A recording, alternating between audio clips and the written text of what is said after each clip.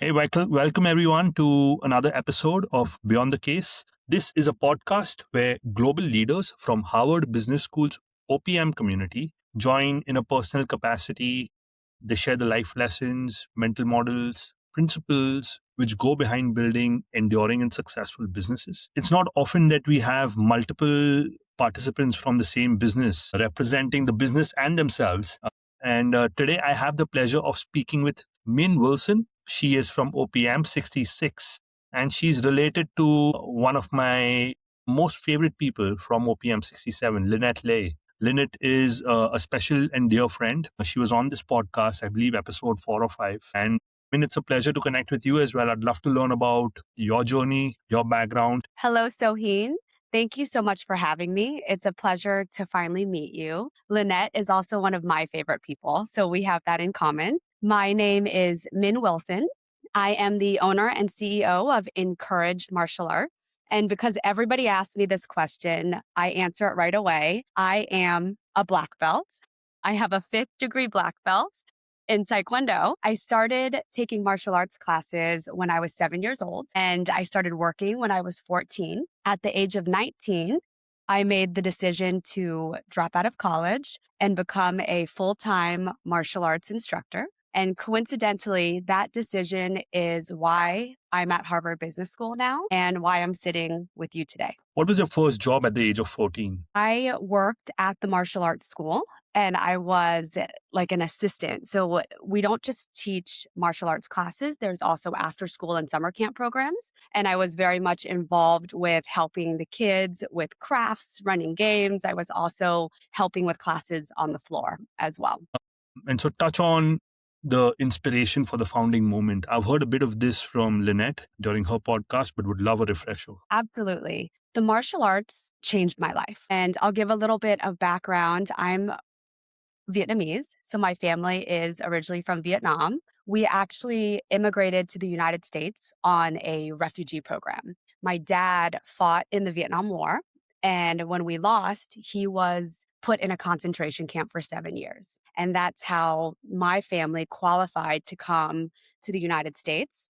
And landing here, my parents didn't speak any English. They had 3 young kids to provide for. And they didn't know the culture. So growing up, I really witnessed them just working very hard. A lot of blue collar jobs just to provide for us. So we didn't have much in the term of like material things. I don't remember presents or birthdays or getting to vacation, but all of the core things that were important, like having a loving family, my siblings, seeing my parents' perseverance and grit, that was key and foundational to who I am today and my entrepreneurial journey. And so at the age of 7, my brother and I walked into a martial arts school. They had a free trial and we signed up to take a trial class and I loved it. I've always been a tomboy. So I was like, Mom, can we please take Taekwondo? And of course, we didn't have the resources. So she and my father couldn't pay for it. And at the time, our martial arts instructor said, you know what? Just come for free and help out around the school. And that simple act of kindness changed my whole life, right? And that's really why I'm sitting with you, how we've created the businesses that we have. It started with one martial arts school, and now we have 26 units under our brand. 6 company owned in Northern Virginia, and then another 20 affiliate schools spanning from New York all the way down to Florida. Wow, what a journey. I wonder if the instructor, the martial arts instructor who helped you get started knows about where you've landed in your career today and how far you've come. Absolutely. He is still a part of my life today, and he's actually family. So this is a very funny story, but my husband is married to my husband's sister is married to his brother. So that's how we all connected. So he's still very much a part of my life. And he still owns a martial arts school here near us. And yes, so we are still very much interconnected family, and it's been wonderful. Share a little more about who else is involved in the business. Just before we started recording, you were guiding me on how the family is so deeply connected and involved in this business. Could you just speak a little more about that, please? Sure. So, as I said, my brother and I started martial arts together, and him and I are both owners of InCourage Martial Arts. So, we have always been on this journey. And I will say I am now the higher belt. So, he's only a fourth degree, and I've surpassed him to be a fifth. And that's something that I really like to dig in as a little sister. But it's really been wonderful to work with family. And I will say it's not easy at all. So, we've had many challenges. But when it comes down to it, one thing that we established early on between two and I is if ever the business affects our family relationship, one of us will exit because that is the most important thing, our relationship as brother and sister. And now it's gotten even better because Lynette, who is Chu's wife, is also a part of the business. And my husband, Kevin, is also a part of it as well. He got into the martial arts business coming out of college. He went into the corporate world, hated it, left, and started working at a martial arts school, bought one over, and became an owner. And now it's under our brand at InCourage. So it's really the four of us working together. It's something that I realized at OPM how special because I'm talking to a lot of friends and they say how lonely it can be, right? When you're building a business, it can get very lonely at the top.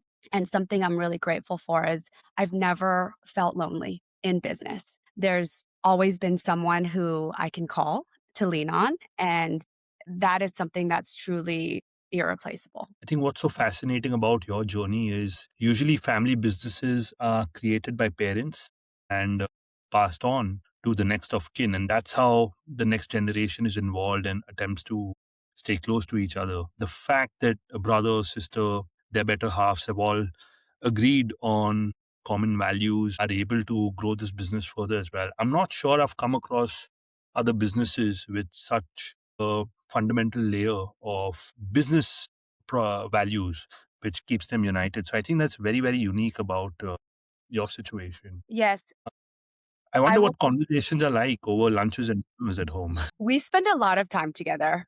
We do. Just our kids. I have 3 young kids, and Tu and Lynette have 4 young kids, all around the same age. And the cousins, their favorite thing is to hang out with each other. And they're constantly, when am I going to see my cousins? What are we going to do? Where are we going? So not only do we have business meetings together and business lunches, and we travel for business together, we're traveling for vacation together. We spend a lot of time at the beach house and, making these fundamental memories. And because of that, it even reinforces more for us that, hey, we have to keep our relationship really strong. We have to make sure we communicate in a manner that is thoughtful and respectful. And the core of everything is, our love for family. I've shared, we didn't have much. Tu and I didn't have much. So everything that we have now is from what we've built and from the sacrifice that our parents made for us. I think about that a lot is my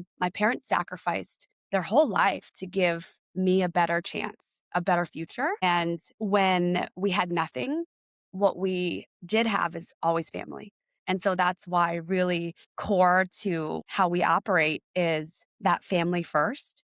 And, no matter how successful, how big the businesses get, we just have to make sure that communication and the love of family stays very strong and pass that on to our kids as well. Is there anything that the current generation is doing to ensure that the next generation recognizes these sacrifices? Because I think for you and your brother, it's evident you talk to your parents every day and there's some reflection of their sacrifices. But is there some level of insecurity, let's say, that, hey, will the next generation recognize where we come from, what our roots are, how far we've come, and what they have the opportunity to carry on with? This is definitely something that has run through my mind now that my kids are getting a little bit older, 8, 9, and 11 years old, because I grew up with nothing. So everything I had to work for, right? Everything I see, I'm so grateful for. This house, the vacations we get to go on, being able to sit at Harvard Business School. And I'm seeing my kids, they're now living in a reality that I could only dream of as a kid. I tell them all the time, this is mommy's dream if I could have your childhood. And for my husband and I, what we're just trying to instill in them is this idea of, you can achieve whatever you want. You can achieve whatever you want, but you have to be willing to work for it. And we take them to work. So they're very much going to InCourage Martial Arts, and they're seeing, us in there with our team. They're involved in the business. They're playing the games and exposing them to that and showing them through our hard work. I think that sets a foundational example for them. For me, seeing how hard my parents are working to provide for us, that I expressed is core to why I work so hard. And I want them to see, hey, everything we have is because mommy and daddy, their work ethic and what they've built. And so I hope that they can see that and achieve their dreams. Min, when you look at martial arts, is it just a form of sport for you, or is there a bigger purpose that you feel martial arts brings about, not just in your life, but every child that gets involved in this journey? So, Heen, I truly believe that our most precious resource is the next generation of leaders that are coming up. And the kids right now, our youth, they need us to lean in now more than ever. There's a huge obesity problem with kids. It's an epidemic in the United States. They're just not getting enough movement. But also, these kids are growing up in a very screen dominated world, with the social media, Snapchat, TikTok, right? We're seeing anxiety is higher than ever in teens, depression. They don't know how to speak with one another, right? Interpersonal skills, social skills continue to decline because they're texting so much. And at InCourage, our purpose is to empower individuals and to make a positive impact in our communities. And most of our members are youth between the ages of 4 and 14. There are 4 things that we really work on. We call it the 4 S's. First is safety. When working with kids, we have to provide a very safe environment physically and mentally. Second is smile, because if they're smiling, they're having fun. And if they're having fun, they're learning. Third is sweat. We need these kids to sweat when they are with us on the mats, getting that cardiovascular and getting that exercise. And then the fourth is what we just added in the last 12 months, which is this socialization piece. So when they step onto the mats at InCourage, we're teaching them how to introduce themselves. They have to stand up.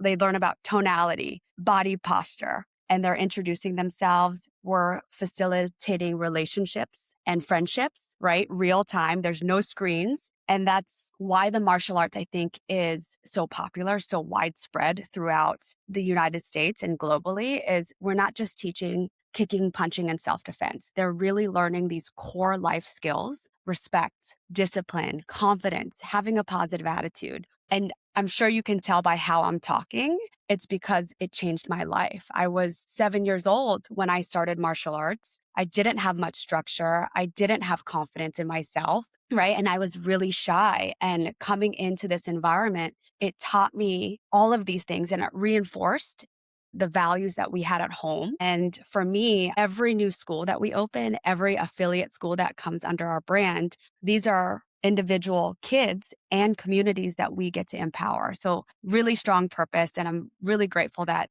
this is what I get to do and this is what our business does. Phenomenal. Could you talk a little bit about your family's association with the OPM program?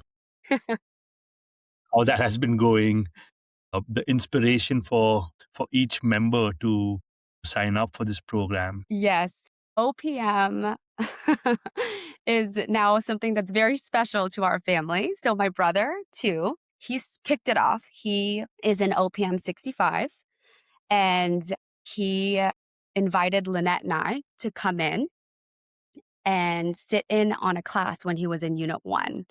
And we got to sit in and watch Doss. And if you're an OPM, you know who Professor Doss is. He's very charismatic. He's just really incredible. He has a very incredible way of getting the lesson across in a way that has really nothing to do with the case, or not what you would think is the case. And after that, he introduced us, and it really inspired at least me and I think Lynette to apply for the OPM program. And we both applied. I ended up going to OPM 66. Lynette deferred because she just had a baby. And so she is in 67. And my husband, who we hope will want to apply as well, will be in a future OPM program.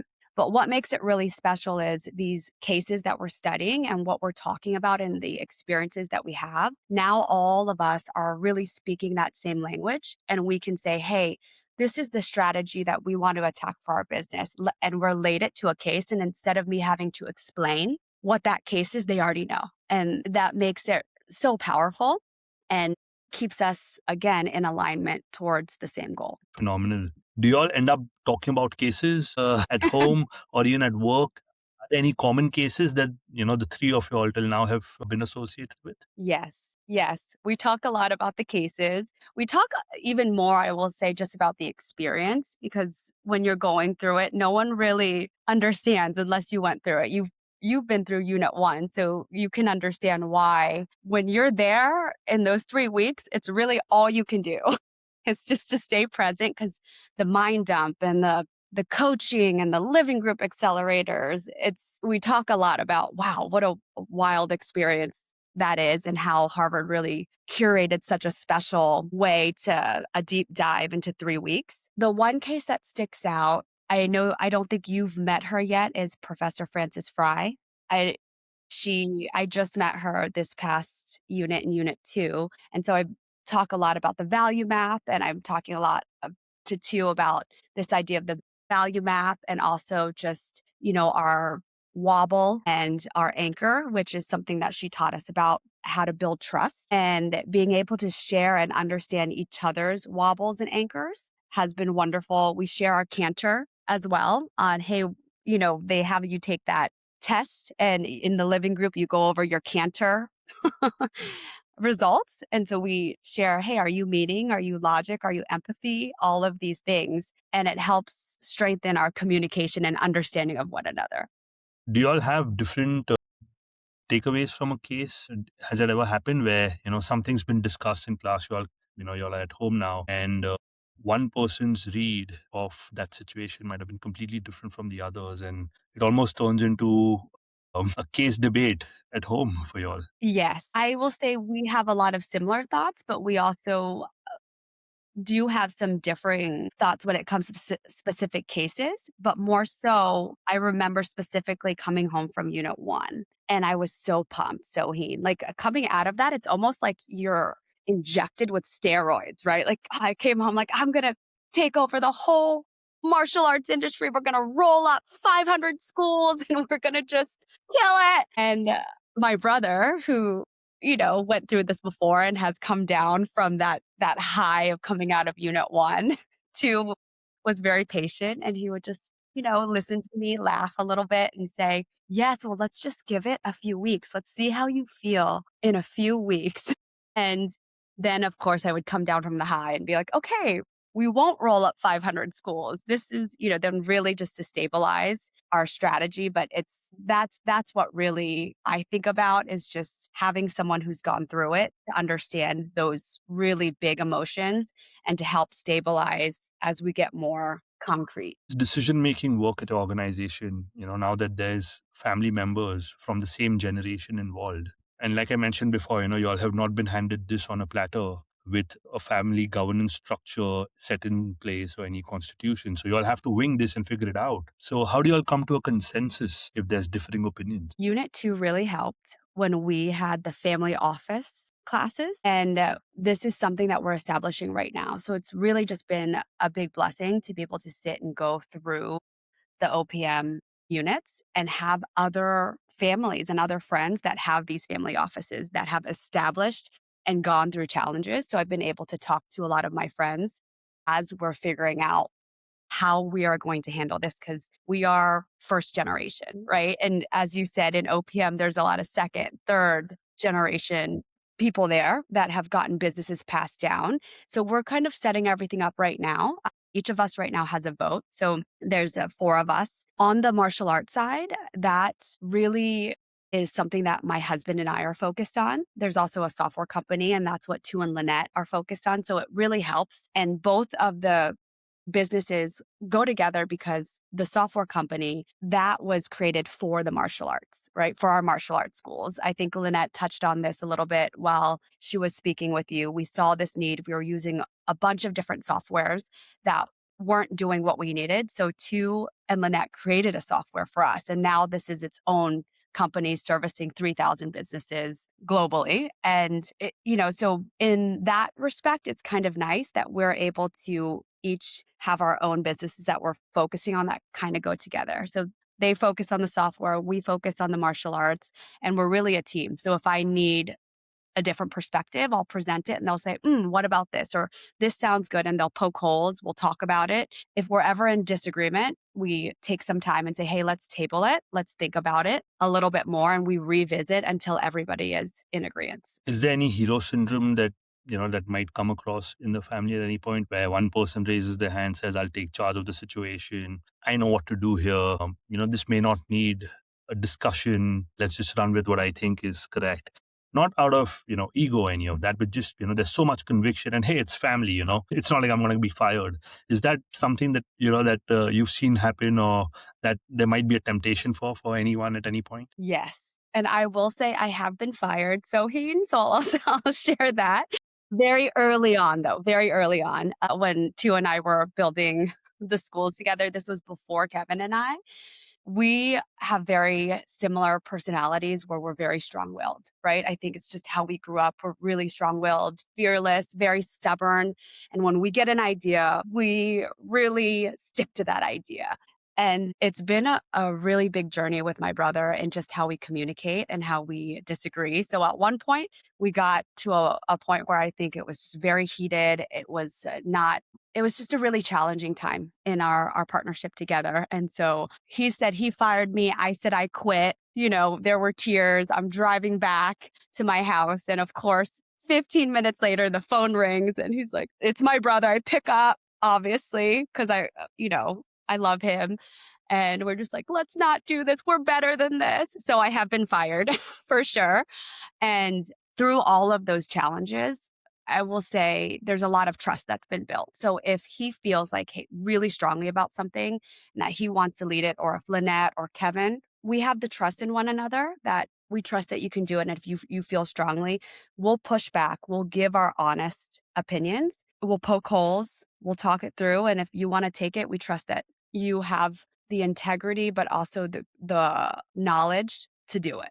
And if it doesn't work, then we'll figure it out. I'm very passionate about reading, and I'm wondering if there's any book you have read which might have influenced, the way you look at life today, the way you lead your business. After Harvard, I took a little break from reading because it's a lot of reading, and I have been watching a lot of long form podcasts. This idea of neuroplasticity is something that I've been diving into as of late. And basically what neuroplasticity is, it's rewiring our brains. So the idea of what we're reading, what we're doing, the thoughts that we're putting into our brain is actually creating neural pathways. So something that I've started doing since February, coming back from Unit 2, is I've been journaling. So each morning I'll wake up, I'll have my cup of matcha, and I pull out my gratitude journal and I just start writing all of the things that I'm really grateful for. And sometimes it's really in detail, other times it's just a few bullet points. And this has brought me so much peace because, it is challenging when you have 3 young kids and a husband and a business that is growing. That morning routine of journaling, seeing the positive, everything that I should be grateful for, visualizing how my day will be, it has brought a lot of peace into my life. And it really has made me just better in the way that I show up for my kids during the day, for my team, for my husband. If you were to tell me even 6 months ago that I would be doing gratitude journals and visualizations in the morning, I would laugh because it sounds very like a hippie, right? Like a yogi. And that's not something I ever visualized for myself, but it has truly been life-changing just to sit down for like 15 minutes to do that. It's been so good that I've actually started doing it with my kids as well. So I got them gratitude journals, and every day they just pull it out and it's 3 little bullet points on what they're grateful for. And I've seen a change in them where their default now is a positive outlook versus saying, oh, I'm so tired, or, this is so hard. They're changing that mindset to seeing the positive things. Like, okay, yes, I'm happy that I get to go to school because I'm learning, or I get to be a part of this travel soccer club that is really hard to make. And even though I don't want to go to practice, I've worked so hard and it's a privilege to learn from this coach. And it's wonderful to see that, not just in myself, but my kids. Lovely. I love that. Thank you for sharing that. In closing, I just want to ask you, if you could go back in time, talk to yourself, maybe you're 17 or you're 14. Is there anything you'd do differently this time? Any advice you'd have for yourself? I would say sit at the table. That's what I would tell myself because I'm such a harsh critic, right? And so when I was younger, I would feel that I'm not prepared. I'm not ready to do that. And I need to accomplish X, Y, and Z before I can even sit there. So, what I would tell my younger self is just sit at that table. Even if you don't feel ready, sit there because let's say, even if you're not ready, you're going to learn so much just being at the table. Wonderful, Min. Thank you very much. This conversation was so refreshing, very different from a lot of the other conversations we come across. So I appreciate your time a lot, and I look forward to meeting you in person someday. Yes, Soheen, come down to DC. I would love to see you. I've heard wonderful things, and thank you so much for having me. Yeah, thank you. Be well. Bye.